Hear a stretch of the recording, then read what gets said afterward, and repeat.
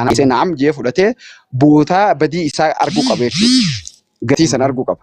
Hogguusanii namni badii fi fuula durallee kabajaa simmaltu si kannaa deema jechuudha. Amma yoo bakkuma boonus hin taane ati rabuusaa namaan taane bakka namni walitti araaru jiru dhayxee isaa wajji walitti araaramte ati rabuusaa si yaadatu jechuudha. Waan si balleessee hin beeku waan ati itti dhiifama walitti jettanii nu hin yaadatu jechuudha. Namni badii fi beeku qofa namatti araaramuuf. Kanaafuu anta tiyyaa anaatu arge qaamaaniin achitti argamee irra gahee arge waan hin ta'eef jecha anumaatii miti sii fi murtii guutuu qaceellotti mirga keessan akka falmattan qofaan isiniif. Hamzaan dhiise kumaan sin Hamzaaji sana chumaan bira khonna inni afalmatu waan jiyaaju khada naman dhagoon akka ati jette namni sakadachaa olus dhagaawun sirrii miti namni akka fedhinna khadataa ol man dhagoon yaadamata khayyaanin deem akin jeeti Hamzaan hedduu haasaweeti Hamzaan kun dheengadda bira taa'eeti akka nama anumarraa'u yookaan akka inni na arrabsu akka nama barbaadu jee wajji qoflaa turan itaafi obsaallee ani dhimma dhuunfaa Sheekhaa Roobeetii wajjin qabu ammallee anta akka dhimma dhuunfaa irratti irra wallollee hawasana wajji qonnuus wanta kan qabu amma kalee Sheekhaa Roobee maal jee beektaa fuularraas niin fiiga yoo barbaadees jee isa ka xiqqaachaa ture waan baay'ee godhaa turees ani waan sanirraa haasa'uus hin barbaadu waan gara Hamzaa Haajii minaamin gizee inni jee haasa'u anaa fi Sheekhaa Roobee waliin nagaya ani namtichi kun nama muslimaati gabbahee akkamiin miidiyaa irratti waan dabaa dila kana haasawa je'eetiin akkuma nama tokkootti gabbahee miidiyaa irratti nama kamunda caalaa anaatu Sheekhaa Roobee akka gaariitti arrabse viidiyoo laaluu dandeessan takka hin kaasne namni anarra isa arrabse hin jiru Hamzaa Sheekhaa viidiyoo fuudhee maxxanse Facebook irratti illee waan gara khiyyaatiin anaa fi Sheekhaa Roobee hamtuu takka walitti hin qabnu dhimma dhuunfaa khiyyaa waan jiruuti yanarraa balleesse hin jiru Akhotu araara buufnaa jedhanii na kadhatanii nama kuma meeqarratti illee na yaamanii kabajaan dhaqe. Eega dhaqee araarri abuu jedhanii kalooyitaa baasu malee inni jennaan halaas niin deema. Yoo si ta'e araaramuudha bar bakka sanittu fedhii keeti malee garuu likkii miti dhaabbanne bakka sanitti. Dhaggeeffadhu san dandaateeti. Ani ati. Ani kalooyitaa baasu malee. Nama jala deemtanii si jooftan baroon Hamza mi'uggora jettanii mi'uggori jaanga ani ati dantaakeeti ani araara kana hin barbaadu baqa inni ganda asliidha araarame jee ati Hamzaa Koofiyaa malee eega jee dantaatee saniniin deemaan jee lakkiin deemin jeeniiti na kadhatanii taa'ee afooyitu jeeni biraa deemi san dhimma san bira kunne ha dhimma keessanii isintu sheer isinirra godhanii isin yaamanii isin beekuan ani fi xiyyaafis gista akka sheer isinitti hin goone achitti isin garraan aboo akkana araarri haa bu'uu ja'anii dubbatan achi namni jabaan tokko ammas bilbilaan naddawalee namuma keenya achi murtii guutollee ol baasnee araara haa goonu Nujani, murtigu tola ko isa barreeffatu arge asli illeen arge ol baasnaa jaan achi ol bahee akkana je wanni asliin je tokkichi asliin je dogongora achirra yoo maaliif itti himuu dhabdeettan namni hundinuu dubbii wal afaanii fuudhee dubbataa jira Hamzaa Sheekhaa biroo dubbataa jira murtigu to ati hayyamamaadha bakka asliin je dhibba takka dogongora soni namni hundinii arga ati hayyamamaa osoo hin taane dubbiin akka manguddoo eegas boodaa irra deebi'ee dubbii Mansuur afaanii fuudhee bakki kun jarana walitti araarsine namoota gurguddaa hunda as jala taa'ee nu eegaa wanni kun araarri bu'ee addaan gallaa je'eetiin dubbadhe malee as keessa dhimma tokko wajjin waliin qabatu akkasi goola baabee kaan isiniin jecha gara kiyyaatillee galatooma. Okay, naa fudhata jara keenya duraan dursee assalamu alaikum warahmatullahi wabarakatuh. Arra waan ta'eerraa ani waan birallee dubbachuun fadhu waan aarsee live san jala ture hedduu garaan gubatarraan isin dubbachuu fadha Hamzaa asdeebi Hamzaa Shijaabir Hamzaa Haajii atillee na keessa turte gaafin isaan gaafatee akka aataa itti asliin gaafatee ati hayyamamaadhaan sujjammar atummaanuu jettee jirta dogoggora akka bifa kadhaatti gaafate siigalee bifa takka akka murtiin kun balleesse inni sun haa itti aanu sun achumatti haa dhiifamu garuu deebi'ee gaafa Sheerroobeen Hamzaadhaan namicha kana jeen gakkutee sanirraan dubbanne gizee Hamzaa fi murtii guutonni dubbanna jau haga ilutti wal jalaa qabanii maal jibbinsi dila sammara rabbii sun sodaadhaati maaltu iluu galchacha keessa fakkeenyaaf anammoo inni sirraa iluu ati dhaabbadhu mana kan aslii gaggeessuu jira jechuun akkam dadhabe bakka inni jirratti no maarree muudii ajaa'iba bakka teen sun akka itti nama beessitan qofaaf beeka dhugaa walitti himu sini galee sila abbaan mana sanii iluu dhiisi qoyanuu iluu dhiisi anuu nan dubbadhaa anuu nan jira jeeni yoo asliin dhorge uummata akka rakkoon qabu garuu akkaataan sun muudii isaan wal jalaa qaban suni hedduu garaana gubdan waan san qofa garuu dhimma aslii fi sheerroobee walitti araarsuudhaaf fidanii akka ijoollee tirfii ijoollee taanii jirtu irratti invite isin godhuuni duruma maalirraa yoom nu beeksiftanii akkamitti qophaa'uunee akkamitti dhufnaanii ifirraa eeddanii dhaquuni san dogoggora keessanii dura. Inni itti aanu immoo Hamzaati achi keessa jirta iluu qo'e mana kana wanni gaggeessaa aslii gaggeessaa aslumarratti dhiisin jettuuni.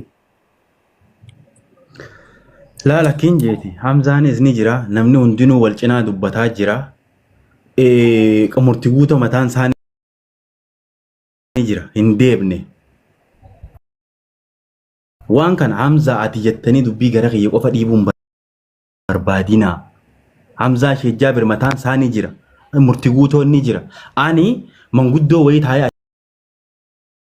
achi taa'utti hin jiru akka jara yaamanin na yaaman dubbii araara ana qofa irratti araara akka waan gartee ani manguddoo achi tuulanii Mansuurii wajji yaammatanii godhuun barbaadina akkiin ani itti taa'u achiin itti dhaqe akkuma reefu jara koottaa jiran kana kaleena dawwalanii koottoo kabajaa walii isin araarsinaa jedhanii na yaaman osoo ani dhufin duraas nama kuma 10 irratti nama kuma meeqa duratti Hamzaa Haji yaamaa jedhanii na yaamaa turaniitiin dhaqee isiniin dubbii akka garaa waan itti as Laytollee araaramuun qabduudha bara kan nuti jechuun jirrus. Lakki mena usa gutak nausa me lal gutak ani dhugumatti yoon dhugaa isinitti hime wanni mana sanii na baase jecha iluun jedhu professor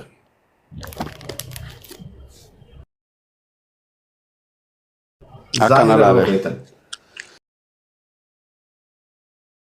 jecha iluun jecha gartee respect loositi ana achi keessatti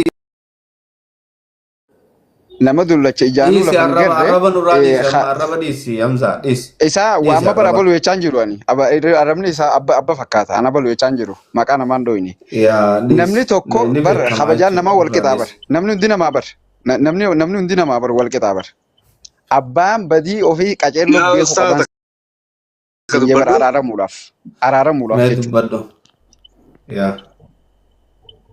Assalamu alaikum mutaqisanuu وعليكم السلام ورحمة الله وبركاته. لولوان انتهين أرارتي دونغور أنتاسو خرال أنتاسو نمني دو أرارة فلو وانغاري وطن خارا أبا أرارمي إردون غوتين أبا أرارون باتيس ونيني سنجو أفان تقطاتني ولا جيسني rakkina jiru walitti himtanii marsaa biraarratti yoo araarree kan inni tahamaa kajaanii qabar badantee ana kan amanutti warroonni balleeyse namoota maqaa dhadhoytan kana namoonni obbolee keenya balleeyse haa qabnaa ittanii taasoo jirtan haa dhugaa haa qabdan Hamzaa Haji atilleen araaramu kee rakkoon qabu ammoo ulaagaa araaramaa hin guunnee siin jiran obboleen kee fudhadhu laga alarama tuni mawaqatanum akalum tadeen kanaafi waltaha afaan tokko taha isaan obboleeyyan keenya gaafa balleeysinee beekan nuti araaraaf qophiidha himannee waan sheekhiya wanni takka tanaadhaamtu ummata gartee as jalatti qacello naa dhageeffadhaa ummata as jala sagaleen dhagamtimi inni dhagamtee ummata as jalatti gandummaa fi arsii fi jinni haasoytan nuti arsirraa haasa'utti hin jirru. Gandummarraa haasa'utti hin jirru. Siin ol galcha dabbal khiyyaabshe. Wanni irraa haasa'u jirru nama dhuunfaa tokko. Nama dhuunfaa kasi ajjeese duu qaban je'ee nu labse. Uummanni Arsiidhaa jaalalaa kabajaa nuu qaba. Ammoo nama dhuunfaadhaa akkatti firraa dhoorkan akkatti quba isa kaayanni hin beekan. Akkatti dhamala keessa gabbuusan illee hin beekatan akkasumatti itti naadhiisa. Warri gama sachi oofaa jirtan dubbii nurraa achi oofina. Nuti tanaa jecha waan bachachee tanaa jecha ganda guddaatu kun nutiifuu qaanyeedha. Waliigallee akkasin naa hubadhaa. Itti deemsee. galatoon ustaada khiyya amsa bareedaadha. Nuti nama guddaadha si galee abbummaan fadheewu gareen jaaramu akara fadheenaa dhufu heeraa fi seera adaba naamusa safuu keenya eeggannee gaafa afaan tokko taanu abbaan fadhe wanni tasirraan jiru ulaagaa guutuu baattanii araaramatti yoo amantan dasna jaa haa qabnaa obboleessa keenya haa qabaa ulaagaa guutanii karaa suniin haa dhufanii afaan tokko taaneetuma heeraan qabannee badiillee waan barbaachisu itti murannee akkasitti walii araaramuun keenya dirqama. Araaramni waan hin oolamne because ilmaan abbaa tokkoo akka fadhe wal godhee walitti araaramu jira garuu akkama oriitanii odoo wal quban qabne obboleessi kan kee kaleessa siyyecha yoo sababaa balleessallee siyyecha aaree waa balleessi. Obboleessi kan kee ka dubbate obboleessi kan kee ka dubbate obboleessi kan kee ka dubbate waan gootan dhiifama abbaleen keenya wanni itti amannees uuma isin boonsaati woo isin kana jettanis ni fudhannaa jettaniis walii fudhattanii afaan kamiin boru yoo wanni kun dhufe afaan dura dhaabbannaa kajaamu irratti walii galuun barbaachisaa jeetiin amanaa galatooma. Galatooma sheshe Hamza duraan gabboo amee dabbaa kan galche jala iyyaa jiran fakkaate. Tole Saafi. السلام عليكم. Akkas yanillee gadiin bu'aa. Salaam. Bushra. Welcome Bushra. Bakoo. شكرا جزاكم الله. مالك جرتن. Wallahi tattaa'u ma jirra. الحمد لله بقتي سني وانقاري دقا جرتني أما ونين أما كان dhagaheetti si yaamaniituma sapiraayiz isin godhanii odoo waan takka illee dura isin hubachiisin odoo qophaa isin hin jeen waa haala sanii deemaa jira moo maali naan galee dubbiin.